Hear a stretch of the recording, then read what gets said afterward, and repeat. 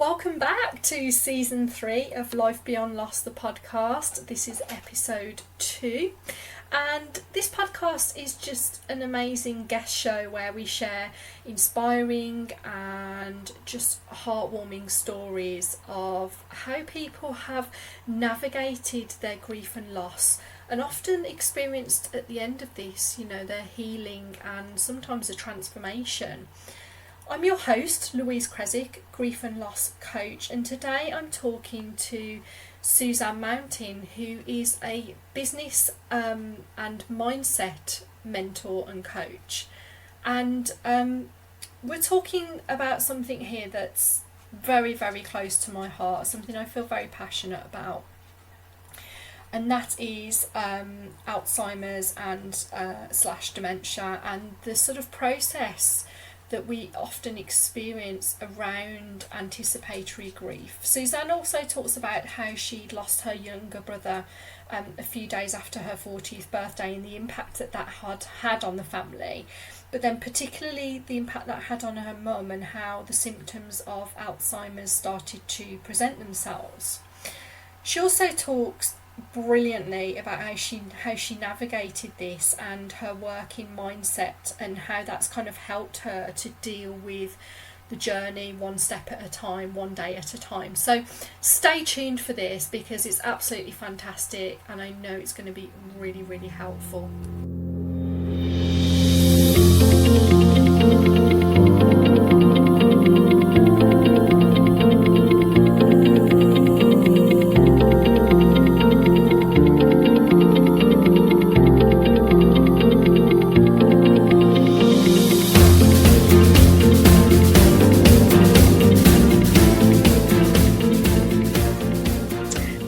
Well, I'm joined on today's podcast by Suzanne Mountain. She's a business mentor and mindset coach for busy business owners. I got it right, Suzanne. Well done. Yay! A bit of a mouthful, isn't it? I had to put my teeth in. So let's just actually start by explaining to people what is a business mentor and mindset coach. Yeah. So it's about helping those who are running small businesses grow profitable businesses. But for me, my take on it is about keeping it as simple as possible. So helping them grow profitable businesses that they love, that fit in to their life. I'm quite anti the sort of hustle, you should be pushing all the time type thing, because, and maybe it's partly because of my experience of loss as well, life is short and we need to be building businesses that we love but that fit in. And so that's what I help people do. Absolutely love that. If there's one thing that my personal experience of loss has taught me as well, is definitely, and I think this is a commonality I hear a lot, is that life is short, and it kind of teaches us to focus in on what's important in life, doesn't it? Yeah, absolutely. And it can be a tipping point for you to make change, I think, and decide that maybe the way that you've been leading it before is not how you want to carry on. Yes, definitely. So how did you kind of, just very briefly, I'm just really interested how you kind of got into this whole mindset coaching and your kind of pathway to that, I guess. Yeah. So, I mean, I've had a long HR leadership development career. Yeah. So I've always been into helping people, as it were, and I'm very good at spotting people's potential, all the things they could do, all the things they're really great at. But often when I was talking to people about what I could see in them, they couldn't see it themselves. And that led me to studying mindset and trying to help people change their perception so that they could release that potential. So that's what I do. I see people in their businesses, but I can see what else it could be. And often it's them that's standing in the way. So I help them break down those barriers so that they can fulfill their potential and their business's potential. Fantastic. And I know that obviously you just mentioned a little bit about your own loss as well. So I'd love to talk more about that, but also I'd love to come back to that in a while as well and ask about how, whether the mindset stuff has helped you in your own kind of journey with loss as well. But would you mind sharing first of all a little bit about your experience of loss? Yeah, so I've had multiple loss in my life. The first major one, and it's not the one we're going to focus on today, but it was one of those tipping points for me, was the loss of my younger brother, who died a couple of weeks after my 40th birthday of a brain hemorrhage. And he had a young partner and a young family and a partner who was 8 months old. And that had a big impact on us as a family. My father became seriously unwell and ended up in hospital before the funeral. And that also, at the time, my mum obviously was in shock and became quite confused and forgetful. And we thought it was just the shock of her, of the loss that we'd had. But actually, as time went on, although her memory did improve a little bit, we realised that there was something more going on here. And that turned into a diagnosis of Alzheimer's once we'd been through the system for a while. So I think that's the key loss that I want to talk about with you today. How that was for us, really, and how I experienced that. Yeah, I don't know. I'm just sitting here immediately.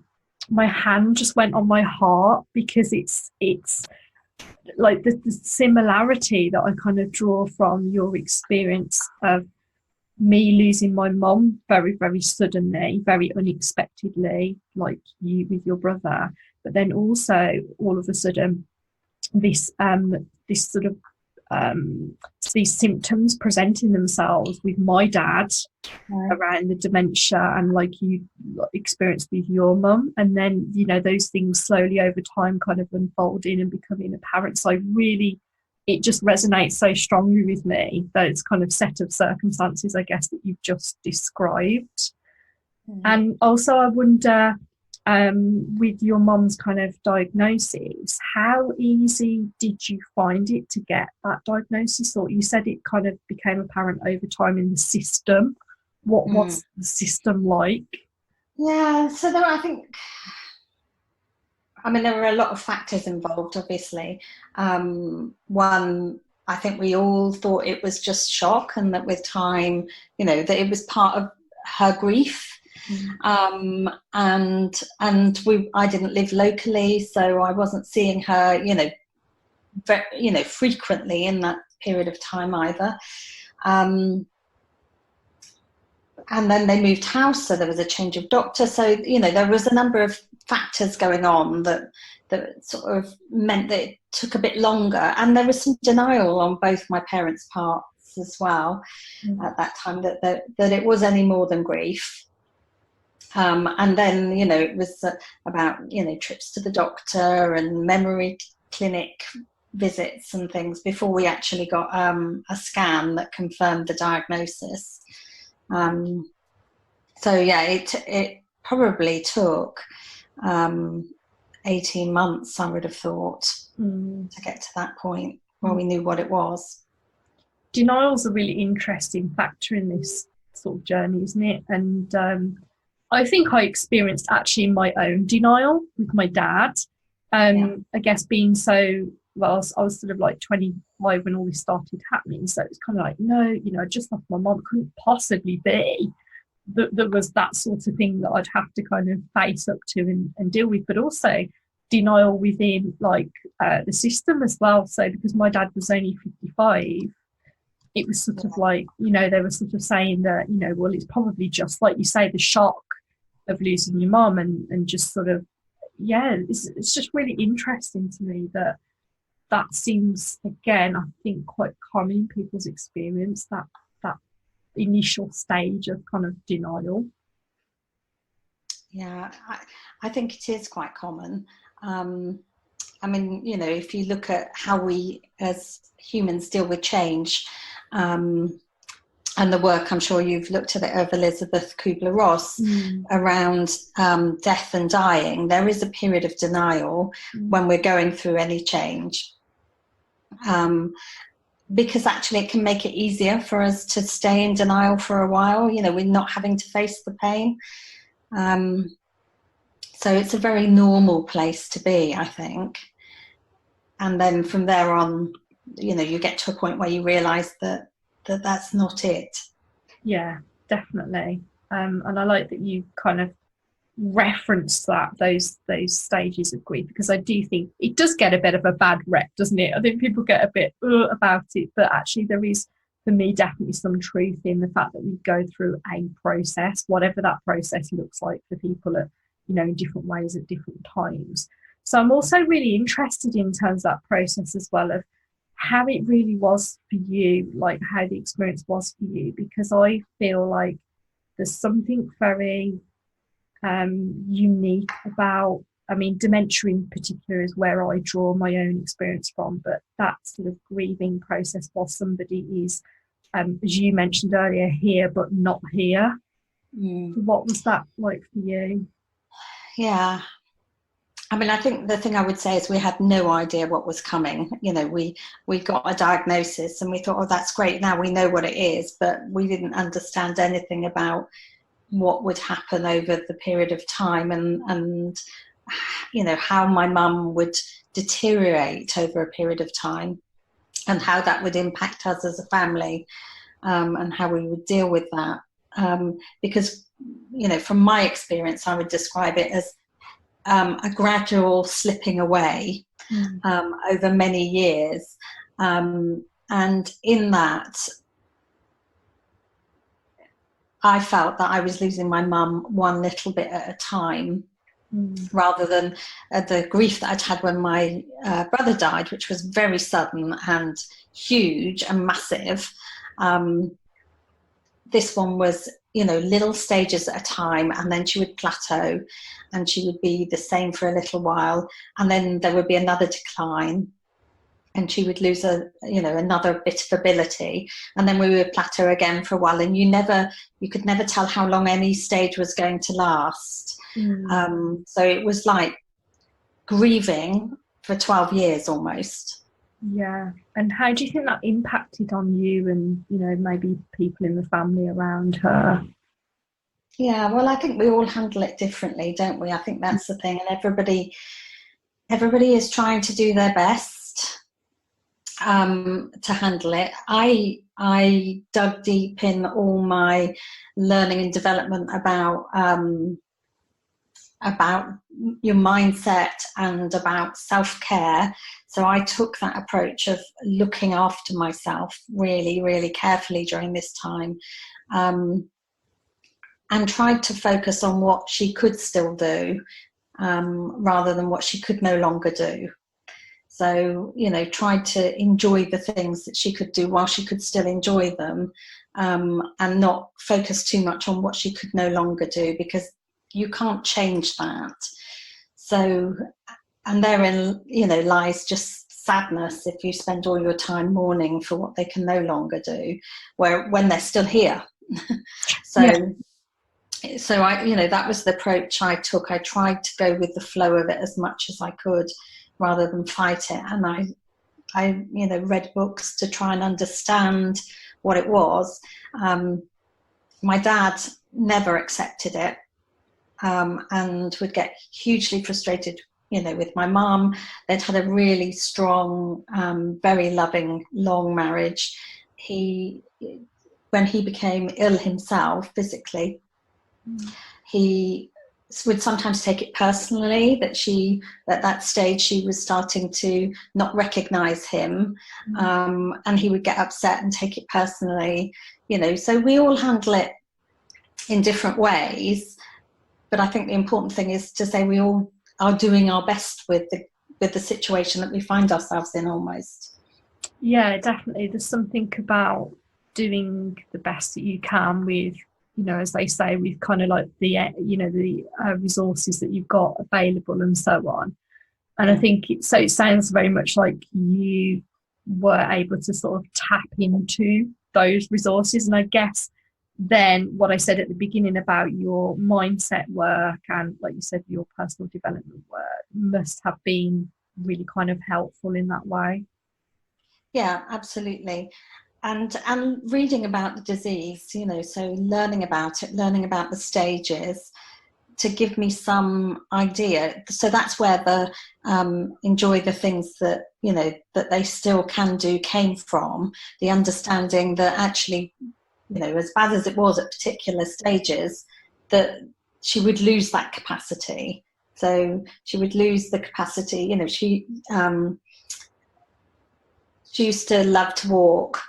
And during her dementia at one stage, and she would walk and walk and walk, and I would go and be with her, but the only thing you could do was walk, because she wouldn't actually sit. She wouldn't sit and have a cup of tea or anything like that. So it became about walking. So trying to enjoy the things that she would still enjoy. There came a time when she couldn't walk any longer, so I was glad that I'd enjoyed that stage, because when it came to the time that she couldn't, then I was able to look back fondly on the time when she could do those things.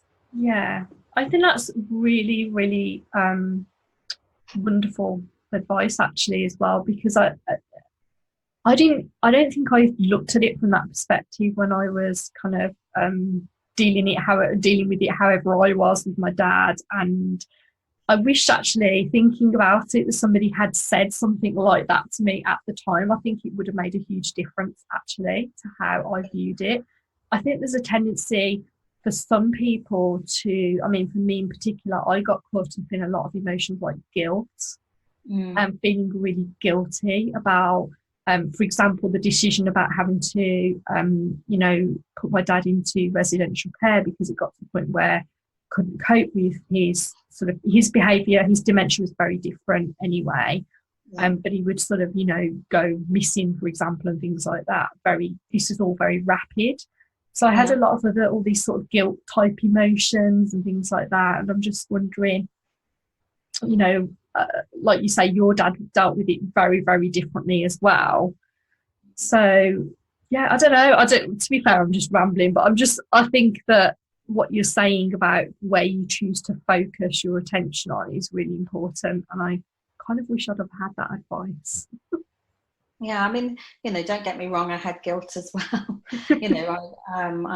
My mum ended up she went into dementia care at one stage, and then into a nursing home, a dementia nursing home following that, and I felt guilty. I think that's part of it.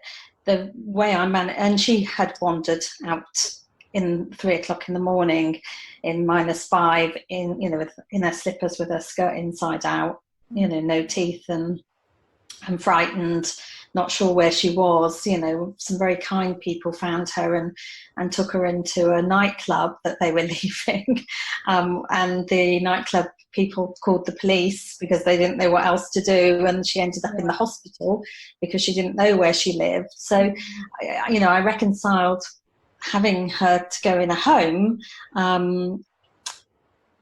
as keeping her safe. It was all I could do to keep her safe and make sure that she had the medication and what she needed, and because she wouldn't have coped living with us as a family. It just wasn't feasible for her at that stage. So we make these decisions. You just have to know that you've made the best decision that you could at that time for the right reasons, and then let it go, because otherwise the guilt can just eat up you and your life, can't it? Yeah, definitely. I think you, like you said, have to, I think, reconcile with those things and just find some peace with it. I wonder whether, to be honest, how much of sort of emotional maturity or just kind of life experience plays a role in how we handle these things as well. Because I guess I'm just reflecting on the fact that, looking back, I was sort of in my early to mid-20s, just kind of lost my mum. There'd been no other kind of loss in my journey that up until then. And it's sort of like a lot of it, I guess, was maybe just fumbling my way through and not necessarily having that emotional, I suppose I'd describe it as like emotional maturity.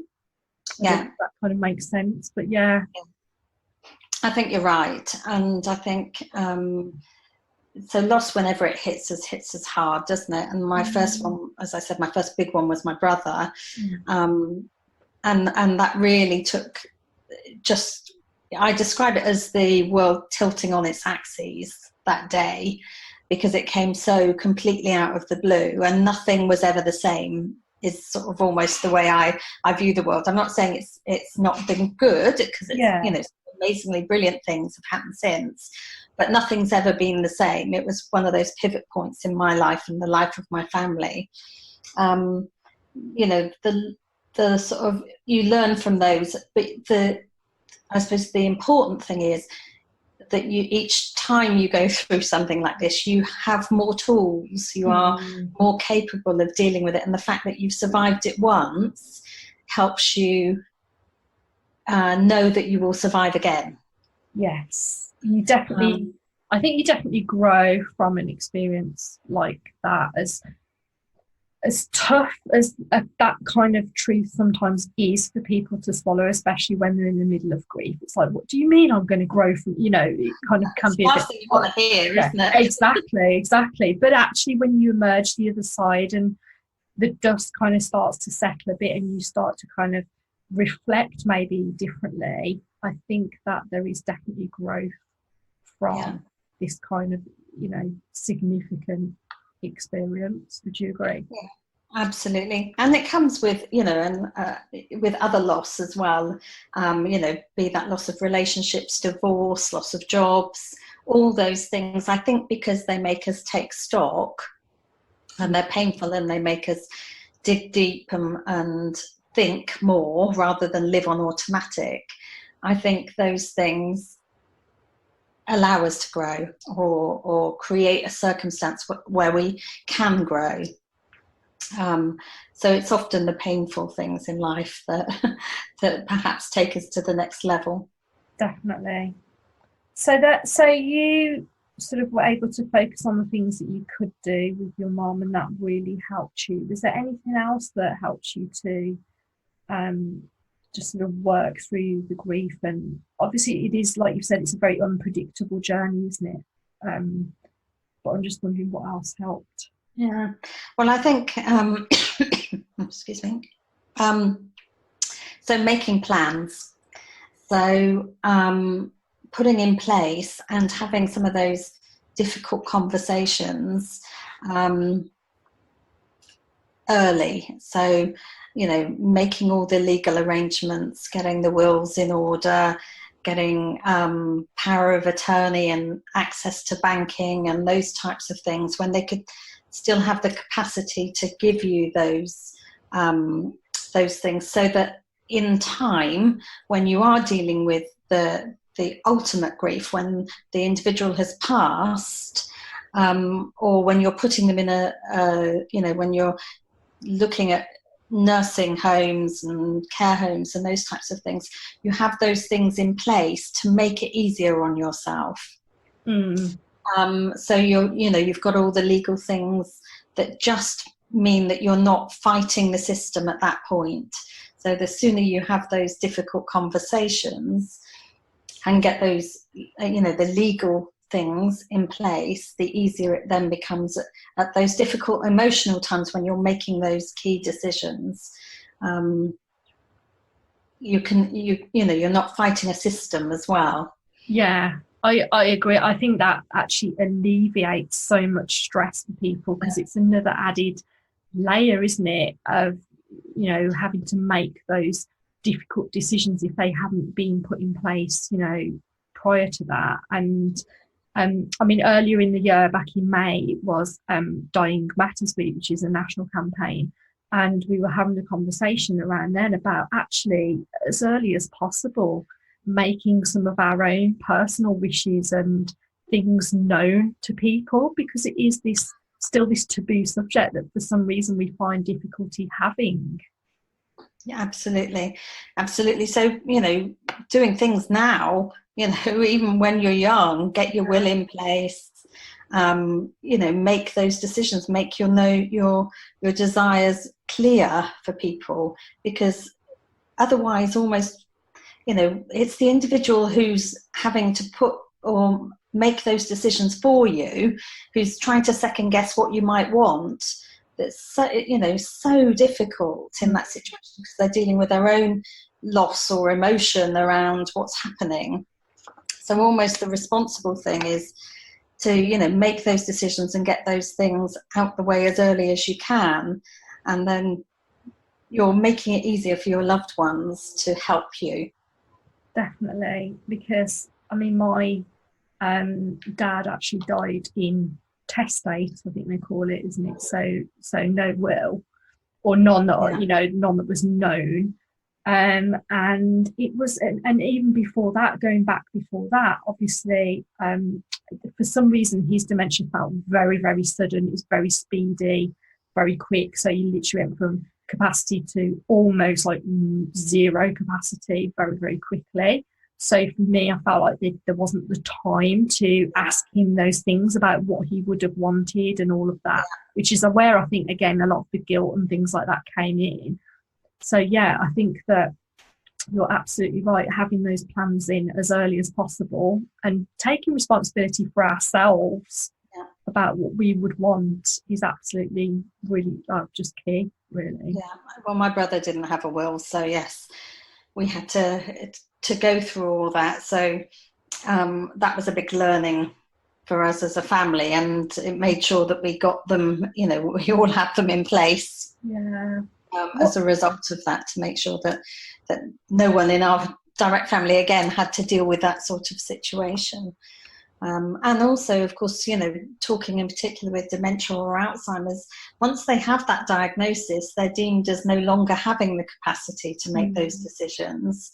So it suddenly becomes a lot more complicated. So, I would say if anybody was listening and they have, a parent or a partner or someone they know who's possibly going down that route, and you do pick up other signs, you do become aware of memory, changes and behaviour changes and loss before they get a diagnosis, then make sure they get those things in place sooner rather than later.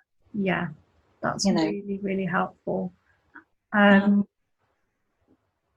I just wonder why, and I guess, so do you feel that experience, losing your brother as well and that whole situation has helped you to be more open, like about your own kind of wishes or just grief in general and with your own family? Yeah, it's something, we talk about in the family. We obviously talk about my brother still, but, with my mum, my children were very involved with her. We talked a lot about her Alzheimer's and what that meant. We talked about dying. We're not afraid to have those conversations in our family. We talk, we talk about with my children are adults now, but, we talk to them about, what we'd like played at our funerals and all those components, because I want them to understand that it's part of being human, it's part of life. We live and then we die, and we should be able to have those conversations with each other while we're all still here, so that we know what we want and how we want it to be. And that hopefully takes some of that fear and stuff away from it as well. Yeah, I think fear is definitely the key word there. I think, what sort of music you want played at your funeral is always a good conversation opener, I think, isn't it? It's really good. But I do a lot of fun with those conversations. Yeah, you can, definitely. But I do think there's a big fear factor out there about not just, death and dying, but even grief still feels very much in my own work. I've noticed like a bit of a taboo kind of subject for some people still. I don't know. Why do you think that is? Well, I think certainly there's a British cultural thing about, the old stiff upper lip and that I'm fine. if anybody, you ask anybody how they are, they always say they're fine, you know. It's okay not to be fine. It's okay to be hurt, to be vulnerable, to be in pain. Those are all normal parts of the process. You know, it's okay to be finding it difficult to get through the day. It doesn't mean it's going to be like that forever, but if you're not talking to people, they can't help you. And so, you know, we just need to be more open about these conversations, because then also someone will be able to spot if what you're going through needs more help than just time and support and love and care. You know, if you need more support than that, then someone's likely to be able to pick it up and you know, help you get that support that you need. Yeah, I think we should ban the keep calm and carry on images. Yeah. Sometimes you shouldn't carry on. Sometimes carrying on is completely the wrong thing to do, you know. I suppose that because they were born out of an era in the war, wasn't it, where it was kind of like actually to keep calm and continue things served a purpose in terms of a strategy. But, you know, in day-to-day life now, that's like really just counterproductive. Yeah. Well, you know, we're very fortunate to be living in the times that we live in now, and also we understand so much more about grief and shock and trauma and how we can help people. So, you know, I want people to you know, one of the things that is most important is be kind to yourself. You know, what you say to yourself, what you do for yourself, and be kind to others because they're doing their best. So if we all went round and did that, you know, not just to people who are grieving, but to each other, then, you know, it's such a simple thing, but the world would be such a nicer place to be in. Yeah. It is such a simple thing, isn't it? Yeah. What other tips have you got then, Suzanne? So the being kind, I mean, like anyway, regardless, but definitely being kind and compassionate, I think during grief is really important, and with ourselves as well.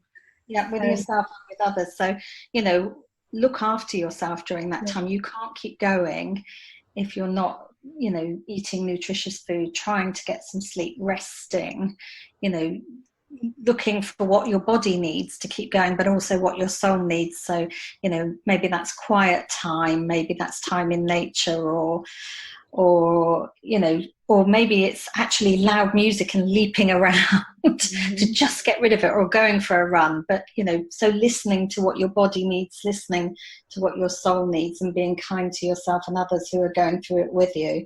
And then my other one is live your life to the full now, every day. Don't wait. You know, who knows what's around the corner? And there's that expression, you only live once. Well, actually, it's you only die once, but you can live every day. So, you know, make sure that you're doing your best every day to put some fun into life, to enjoy something in your life, to look after yourself and to look after those that you care about. Yeah. And even if you're dealing with a situation, like you said, with your mum, where you're caring for somebody with dementia, or you're on that sort of journey, I think it's still equally as important to find some moments of joy, you know, in that journey for yourself, because that, again, is all part of looking after yourself and showing yourself compassion. And, you know, quite often people feel guilty about, you know, when they're in this grief, oh, I shouldn't be doing this, or I shouldn't be, you know, even laughing. But I really think that what you said is really true. Yeah, absolutely. You know, I think one of the key things I'd say about living with somebody with dementia is love them as they are and love yourself as you are. So, you know, you do not have to go to that place where they are. That's their path. That's what's happening to them. So stay in your own lane and continue to love things in your life, because that will help you support them better. Fantastic words of wisdom, Suzanne. As I said, I kind of really wish I'd have heard those for myself. I think it would have been really helpful, but I know that hearing that will help others out there now right now, to just help them to think about things slightly differently as well. And yeah, I'd love to sort of tell people where they can kind of get hold of you as well, especially if they're busy business owners and need a little bit of support. Well, you can find me on the usual platforms, Facebook and LinkedIn are my primary ones, and I'm also on Instagram. So I'd love people to come over and say hi on any of those. And then I have my website, which is SuzanneMountain.com. So I use my name for everything. So hopefully that keeps it simple for people. But yes, please do come over and tell me about your experiences. And if you're going through grief or dementia with someone that you love at the moment, then I send you much love and hope that this helps. Thank you so much, Suzanne. That's been... Thank you for inviting me. Thank you.